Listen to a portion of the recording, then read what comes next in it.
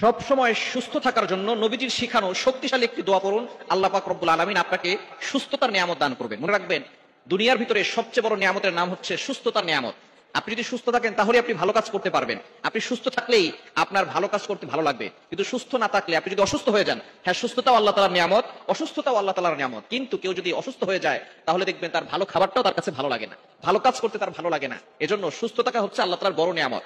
হযরত মূসা আলাইহিস সালামের একটি ঘটনা আছে, ওয়ালাউ দাঈফান, তবে এটার ভিতরে শিক্ষণীয় বিষয় আছে। হযরত মূসা আলাইহিস সালাম একবার আল্লাহ পাক রব্বুল আলামিনকে প্রশ্ন করলেন, আল্লাহ, আমি যদি আল্লাহ হই আর আপনি যদি মূসা হন, তাহলে আপনি আমার কাছে কি চাইবেন? আল্লাহ বললেন, খবরদার মূসা, এই কথা বলো না, আমি কখনো মূসা হব না আর তুমি কখনো আল্লাহ হবে না। আল্লাহ পাক রব্বুল আলামিনের সাথে মূসা আলাইহিস সালাম কথা বলতেন, আর কথা বলতে তার খুব ভালোও লাগতো। মূসা আলাইহিস সালাম আল্লাহর কাছে এই প্রশ্ন করেছেন, আল্লাহ বলছেন না, হব না। আল্লাহ পাক রব্বুল আলামিনের কাছে মূসা আলাইহিস সালাম আবার বললেন, আল্লাহ, যদি একবার হয়ে যায় তাহলে আপনি কি চাইবেন? আমি সেই জিনিসটা জানতে চাই। আল্লাহ পাক রব্বুল আলামিন বললেন, মূসা, আমি চাইবো সুস্থতার নিয়ামত, কারণ সুস্থ থাকলেই একজন মানুষ ভালো কাজ করতে পারে। আপনি সুস্থ থাকলেই কিন্তু মানব কল্যাণের কাজ করতে পারবেন, অসহায় মানুষের পাশে দাঁড়াতে পারবেন, আল্লাহর ইবাদত করতে পারবেন, রাতের বেলা তাহাজ্জুদ করতে পারবেন। কিন্তু যদি আপনি অসুস্থ হয়ে যান, আপনি কিন্তু তখন ঘুমানো থেকে উঠতেই পারবেন না। এজন্য অবশ্যই সুস্থতার নিয়ামতের জন্য আল্লাহর কাছে বেশি বেশি করে দোয়া করা। নবীজি সাল্লাল্লাহু আলাইহি ওয়াসাল্লামের শিক্ষানো এই দোয়াটি বেশি বেশি পড়বেন। আবু বকর সিদ্দিক রাদিয়াল্লাহু তাআলা আনহু এই দোয়াটা বেশি বেশি করতেন। তার সন্তান আব্দুর রহমান ইবনে আবু বকর রাদিয়াল্লাহু তাআলা আনহু, আব্দুর রহমান রাদিয়াল্লাহু তাআলা আনহু, তিনি একবার আবু বকর সিদ্দিক রাদিয়াল্লাহু তাআলা আনহুকে প্রশ্ন করলেন, বাবা, আপনি একটা দোয়া সব সময় পড়েন, এই দোয়াটা আপনি কেন পড়েন?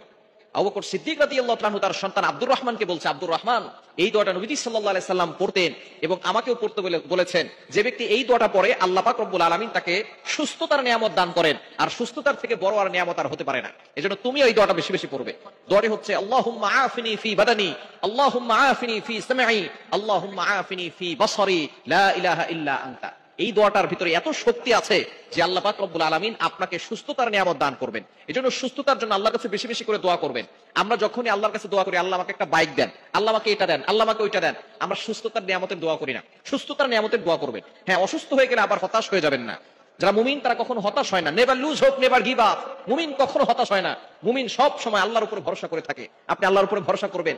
সাহাবায়ে কেরামরা অসুস্থ হলেও আল্লাহর শুকরিয়া আদায় করতেন। আর আমরা অসুস্থ হয়ে পড়লে, একবার ঠান্ডা লেগেছে, তারপরে জ্বর চলে আসে, জ্বর সারার পরে অন্য একটা রোগ হলেই মাথা গরম হয়ে যায়, আর অভিযোগ করা শুরু করে, আল্লাহ, তুমি কি শুধু আমাকেই দেখো, আর কাউকে দেখো না? খবরদার, এরকম অভিযোগ কখনো করবেন না।